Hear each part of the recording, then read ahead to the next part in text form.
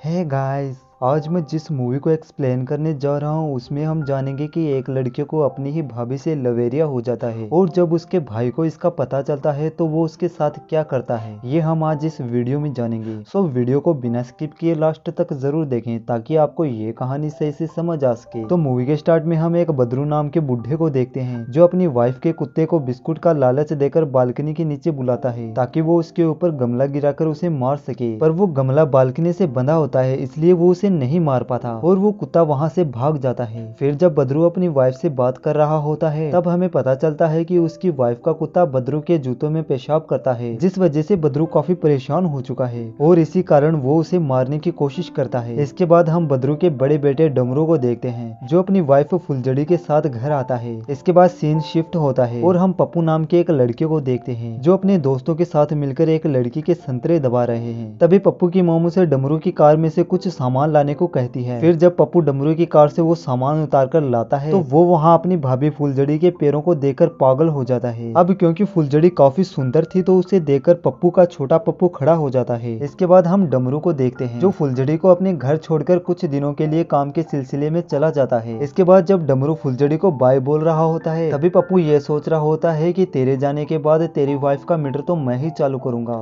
फिर अगले दिन पप्पू फुलझड़ी को बीच पर लेकर जाता है जहाँ फुलझड़ी की खूबसूरती देखकर वहाँ आए सब लोगों की हवस जाग जाती है। आगे जब फुलझड़ी बीच पर लेटी होती है तो पप्पू उसे वहीं घूरने लगता है और यहाँ हमें पता चलता है कि पप्पू अब धीरे धीरे अपनी भाभी की तरफ अट्रैक्ट हो रहा है। फिर थोड़ी देर बाद वहाँ पर एक लड़की आती है और वो पप्पू को अपने साथ चलने को कहती है, पर पप्पू अपनी भाभी को अकेला छोड़ना नहीं चाहता इसलिए वो उसे मना कर देता है। उस लड़की के जाने के बाद पप्पू फुलझड़ी के पास आता है। तभी फुलझड़ी उससे पूछती है कि क्या वो लड़की तुम्हारी गर्लफ्रेंड थी, तो पप्पू उसे मना कर देता है। फिर उसी रात पप्पू अपने लोंडों के साथ एक केबिन के पास जाता है जहाँ एक कपल पलंग तोड़ रहे होते हैं, पर पप्पू और उसके लोंडों को ये काम हजम नहीं होता और वो उसके केबिन में कुछ बिल्लियां छोड़ देते हैं। अगले दिन जब पप्पू फुलझड़ी के साथ बीच पर बैठा होता है तब उसके लोंडे उसे खेलने को कहते हैं लेकिन पप्पू उन्हें मना कर देता है क्योंकि उसे फुलझड़ी के साथ रहना था। ये देखकर फुलझड़ी पप्पू से कहती है कि तुम्हें उनके साथ जाना चाहिए, तुम्हारा हर वक्त मेरे साथ रहना जरूरी नहीं। अब पप्पू भी फुलझड़ी की बात मान लेता है और वो अपने लोंडों के साथ चला जाता है। अगले दिन डमरू भी घर वापस आ जाता है और फिर जब फुलझड़ी उससे मिलने आती है तो वो वहीं उसके संतरे दबाने लगता है। उसे ये सब करते हुए पप्पू भी देख रहा होता है। फिर जब पप्पू अपने लोंडों के साथ कहीं जा रहा होता है तो वो वहाँ पर फुलझड़ी और डमरू को पलंग तोड़ते हुए देखते हैं। इसके बाद पप्पू अपने लोंडों को वहाँ से लेकर चला जाता है क्योंकि वो भी अब फुलझड़ी से प्यार करने लगा था। इसके बाद डमरू और फुलझड़ी फिर से पलंग तोड़ रहे होते हैं जिनकी आवाज पप्पू सुन लेता है क्योंकि वो पास वाले रूम में ही सो रहा था। उनकी आवाजें सुनकर पप्पू को बिल्कुल भी अच्छा नहीं लगता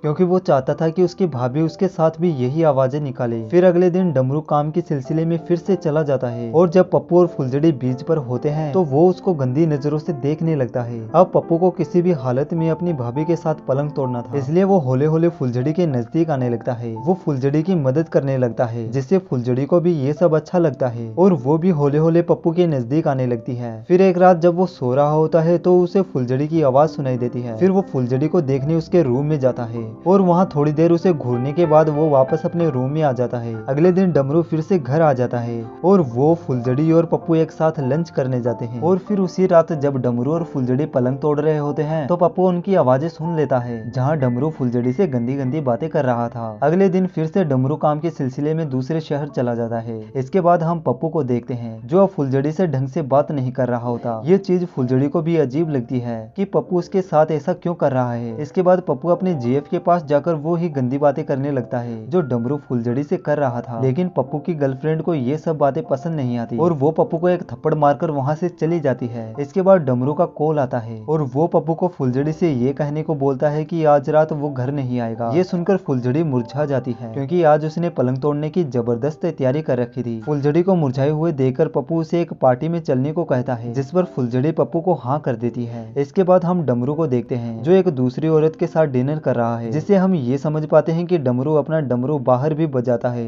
इसके बाद हम पार्टी का सीन देखते हैं जहाँ फुलझड़ी दूसरे लड़कों के साथ डांस कर रही होती है और उसे देखकर पप्पू की जी जल रही होती है। थोड़ी देर बाद वहाँ पप्पू की जीएफ भी आ जाती है और वो उसे डांस करने को पूछती है लेकिन वो उसे मना कर देता है क्योंकि उसका सारा फोकस फुलझड़ी पर ही था। पार्टी में सब लोग फुलझड़ी को ताड़ रहे थे इसलिए पप्पू उसे वहाँ से लेकर चला जाता है। पार्टी से ऐसे अचानक आ जाने के कारण फुलझड़ी फिर से मुरझा जाती है जिसे पप्पू समझाता है कि पार्टी में सब तुम्हारे साथ पलंग तोड़ना करना चाहते थे, इसलिए मैं तुम्हें वहाँ से ले आया। पप्पू की ये बातें सुनकर फुलझड़ी को काफी अच्छा लगता है और वो ये भी समझ जाती है कि पप्पू उससे प्यार करता है। इसके बाद फुलझड़ी पप्पू के पास आकर उसके होठ चाटने लगती है, पर तभी उसे लगता है कि ये सब गलत है, इसलिए वो वहाँ से भाग जाती है। इसके बाद पप्पू घर आकर डमरू को ये बताता है कि आज उसने उसकी वाइफ को किस किया, लेकिन डमरू को ऐसा लगता है कि पप्पू उसके साथ मजाक कर रहा है, इसलिए वो उसे कहता है कि जा तू उसके साथ पलंग भी तोड़ ले। अगली सुबह फुलझड़ी पप्पू से कहती है कि पिछली रात मैंने ज्यादा शराब पी ली थी, इसलिए मुझे याद नहीं है कि पिछली रात क्या हुआ। इसके बाद जब डमरू घर आता है तो फुलझड़ी अपने कमरे में जोर जोर से चिल्लाने लगती है, क्योंकि वो ये चेक करना चाहती है कि कहीं उसकी आवाजें बाहर तो नहीं जाती। आगे जब फुलझड़ी पप्पू के साथ डांस कर रही होती है तो वो उसे ये बताती है कि उसके कमरे से आवाज बाहर नहीं आती। इस पर पप्पू कहता है कि अगर तुम ध्यान से सुनोगी तो तुम्हें वो आवाजें सुनाई देगी। इसके बाद पप्पू फुलझड़ी और अपनी गर्लफ्रेंड के साथ मूवी देखने जाता है, जहाँ पप्पू फुलझड़ी की गुफा में अपनी उंगली करने लगता है। ये सब फुलझड़ी भी इंजॉय करने लगती है। फिर जब अगले दिन घर पर कोई नहीं होता तो फुलझड़ी पप्पू के कमरे में आकर उससे उसकी एक बुक छीनने लगती है, लेकिन यहाँ फिर से पप्पू फुलझड़ी की गुफा में उंगली करने लगता है और फुलझड़ी को भी इससे मजा आने लगता है और वो दोनों वहीं पर ही पलंग तोड़ने लगते हैं। आगे वहाँ पर डमरू भी आ जाता है, जिसकी आवाज सुनकर फुलझड़ी भागकर बाथरूम में चली जाती है और नहाने का ड्रामा करने लगती है। फिर उसी रात जब डमरू और फुलझड़ी पलंग तोड़ रहे होते हैं तो पप्पू उनकी आवाजें सुनने लगता है। अब पप्पू को कंट्रोल नहीं हो रहा था, इसलिए वो दरवाजा खोलकर उन्हें लाइव देखने लगता है और फुलझड़ी को घोड़ी बने हुए देख पप्पू को बिल्कुल भी अच्छा नहीं लगता और वो रोते हुए घर से बाहर चला जाता है। फिर अगले दिन जब फुलझड़ी उठती है तो उसे पता चलता है कि पप्पू कल रात से ही गायब है और वो डमरू को उससे ढूंढने को बोलती है, जिस पर डमरू उससे बोलता है कि पप्पू अक्सर ऐसे ही घर छोड़कर चला जाता है और फिर कुछ दिनों बाद वापस घर आ जाता है। अब फुलझड़ी को उसकी चिंता होने लगती है, इसलिए वो बीच पर जाकर पप्पू के दोस्त को उसके बारे में पूछने लगती है, जो उसे ये बताता है कि पप्पू एक केबिन में सो रहा है। इसके बाद फुलझड़ी पप्पू के पास केबिन में जाती है और उसके साथ वहाँ जोर जोर से पलंग तोड़ने लगती है। थोड़ी देर बाद पप्पू बाहर आता है और उसकी फैमिली उसे देखकर खुश हो जाती है। रात को सब दारू पार्टी करते हैं और यहीं पर मूवी खत्म हो जाती है। आपको ये कहानी कैसी लगी? अगर वीडियो पसंद आई हो तो वीडियो को लाइक और चैनल को सब्सक्राइब जरूर करना। Thank you.